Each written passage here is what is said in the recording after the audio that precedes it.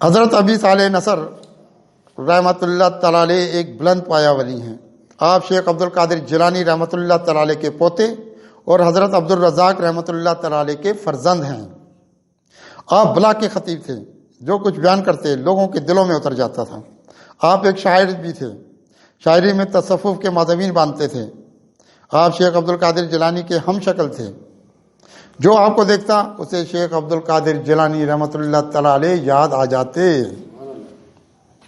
12 شوال 656 ہجری میں آپ کا وصال ہوا۔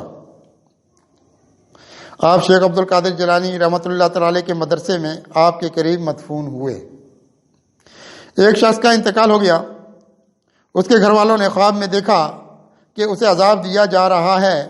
وہ آپ کی بارگاہ میں حاضر ہوئے اور کہنے لگے کہ کوئی ایسا عمل کر دیجئے کہ اللہ تعالیٰ ہمارے بندے کو معاف کر دے، قبر کے عذاب سے اسے نجات مل جائے۔ آپ نے اس کے لیے مغفرت کی دعا فرمائی۔ کچھ دنوں کے بعد انہی لوگوں میں سے ایک شخص نے خواب میں دیکھا کہ اس پر سے قبر کا عذاب اٹھا لیا گیا اور مردہ کہہ رہا تھا کہ یہ حضرت ابی صالح نصر رحمۃ اللہ تعالی علیہ کی دعاؤں کا نتیجہ ہے۔ آپ کا ایک عقیدت مند ایک دریائی سفر میں تھا۔ اچانک دریا میں طوفان آ گیا۔ اس بات کا امکان پیدا ہونے لگا کہ کشتی الٹ جائے گی اور کشتی میں سوار لوگ پانی میں ڈوب کر مر جائیں گے۔ عقیدت مند نے مشکل کی اس گھڑی میں آپ کو پکارا۔ آپ کو پکارنے کی دیر تھی کہ آپ دریا کی موجوں پر چلتے ہوئے نمودار ہوئے اور کشتی کی طرف بڑھنے لگے۔ طوفان کی طرف آپ نے اشارہ کیا کہ طوفان رک جا، اے طوفان تھم جا۔ کچھ ہی دیر میں طوفان تھم گیا۔ ایک شخص آپ کی بارگاہ میں آتا ہے اور کہتا ہے کہ حضرت میرا مقدر کیا ہے؟ آپ نے فرمایا کہ اللہ تیرے مقدر کو اچھا کرے۔ وہ پھر کہتا ہے کہ مجھے میرے مقدر کے بارے میں بتاؤ۔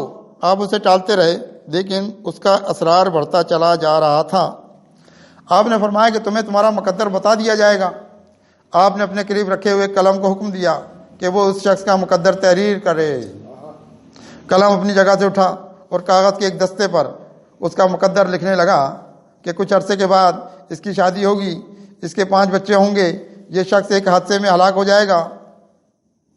یہ لکھ کر قلم واپس اپنی جگہ پر آ گیا۔ آپ نے اسے یہ تحریر پڑھ کر سنائی۔ وہ یہ سن کر چلا گیا۔ پھر اس کے ساتھ وہی معاملات پیش آئے جو قلم نے لکھے تھے۔ ایک شخص آپ کا سخت گستاخ تھا۔ جب اس کو موقع ملتا آپ کی توہین کرتا تھا۔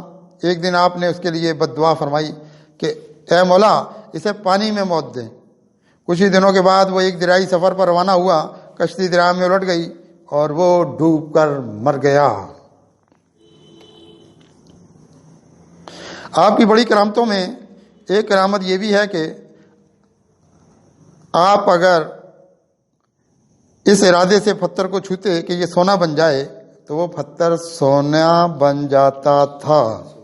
ایک نادار شخص جو آپ کا عقیدت مند تھا، آپ اس کے گھر تشریف لے گئے۔ اس نے اپنی توفیق کے مطابق آپ کی ضیافت کی اور اچھے اچھے کھانے دسترخوان پر چنے۔ پھر جاتے ہوئے ایک پتھر ہاتھ میں اٹھایا اور اس عقیدت مند کو کہا کہ اپنی جھولی میری طرف کرو۔ اس نے جھولی آپ کی طرف بڑھائی تو آپ نے وہ پتھر اس کی جھولی میں ڈال دیا تو وہ سونے کا بن گیا۔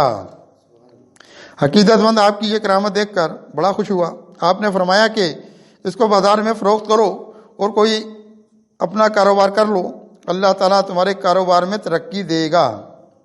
اس نے آپ کی نصیحت پر عمل کیا اور ایک چھوٹا سا کاروبار شروع کر دیا اور وہ کاروبار روز بروز ترقی کرتا چلا گیا اور اس کی زندگی میں خوشحالی آ گئی۔ انتہا یہ کہ وہ بغداد کے بڑے تاجروں میں شمار ہونے لگا۔ یعنی اس بندے کا شمار جو ہے بغداد کے بڑے بڑے تاجروں میں ہونے لگا، اور یہ سب کچھ آپ کی دعاؤں کا نتیجہ تھا۔